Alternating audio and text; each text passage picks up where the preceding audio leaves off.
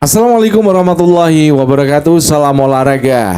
Halo teman-teman, balik lagi di channel ini di Jelutucusten. Kali ini kita akan bahas kabar seputar Timnas Indonesia jelang FIFA Matchday bulan September 2025. Ada update yang cukup mengejutkan karena rencana uji coba Timnas melawan Kuwait resmi batal.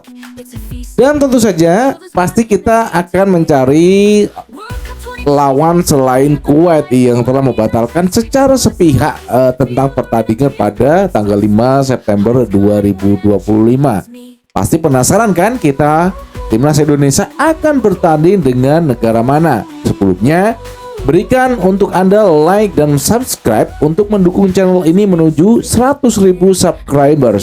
Dan kritik juga kepada PSSI agar mereka selalu on the track dalam memajukan sepak bola Indonesia.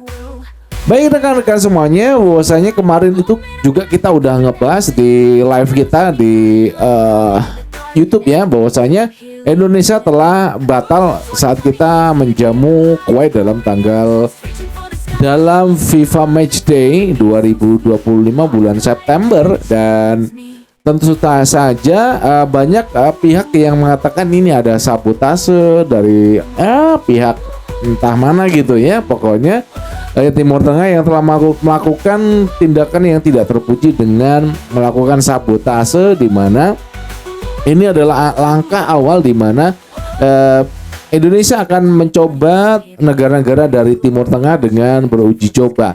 Ini mengejutkan ya, karena kita sebagai supporter kan pengen Indonesia itu menggunakan skema yang pas saat mereka nanti bertanding di Arab Saudi dan juga melawan Irak. Dengan menghadapi Kuwait sebelumnya dan juga Lebanon, pasti ada banyak hal yang bisa ditemukan dalam penggunaan skema-skema ataupun taktik pertandingan yang akan digunakan oleh Patrick Kluivert. Jadi awalnya Indonesia itu dijadwalkan menghadapi Kuwait tanggal 5 September ya. Lawan yang sebenarnya itu bukan Taiwan. Jadi di Kuwait itu punya 138 FIFA, sedangkan ini bisa memberikan pengalaman yang cukup berharga buat timnas kita. Tapi ternyata pertandingan itu nggak jadi digelar karena pihak Kuwait telah mengajukan pengunduran diri. Dan yang lebih naas lagi, Kuwait sudah punya jadwal menghadapi Suriah. Aduh. Sebagai gantinya, Indonesia ataupun PSSI sudah bergerak nih mencari lawan yang tepat, dan akhirnya pilihan jatuh pada Taiwan. Tim yang berperingkat FIFA 172 jauh di bawah Indonesia ya, yang sekarang udah 118 FIFA. Sedangkan Lebanon itu di 108 FIFA. Ya, terpaut 10 rankingnya terpaut 10 dengan Indonesia, sedangkan kita terpaut jauh dengan Taiwan yang berada di 172 FIFA. Oke. Nah, ini juga jadi perdebatan. Dari satu sisi ya, melawan Taiwan mungkin dianggap kurang menarik, kurang menantang karena secara ranking dan kualitas tim ini masih di bawah kita. Oke ya. Tapi di sisi lain ya, ini tetap penting karena uji coba internasional itu nggak bisa sembarangan dibatalkan ya. Indonesia butuh lawan untuk menjaga ritme permainan, apalagi kita memang sedang mempersiapkan untuk menuju lanjutan kualifikasi Piala Dunia zona Asia di round 4 ini. Jadi lawan Taiwan, kalau kita melihat dia itu atau 172 rankingnya FIFA, itu nggak penting karena kita adalah ketika menghadapi Taiwan sebenarnya konsep dasarnya adalah kita menggunakan taktik ataupun skema yang nanti akan kita gunakan saat menghadapi Irak dan juga Arab Saudi. Jadi nanti saat lawan, meskipun permainannya berbeda, Taiwan Asia Timur kan, ya gimana, karena memang ini sudah mendesak dan kita nggak bisa cari yang lain begitu ya. Kalau kita lihat dari sejarah pertemuan antara Indonesia dan juga Taiwan, Indonesia punya catatan yang relatif baik saat bertemu Taiwan ya. Tapi yang harus dicatat, ya nggak ada lawan yang benar-benar bisa diremehkan saat ini.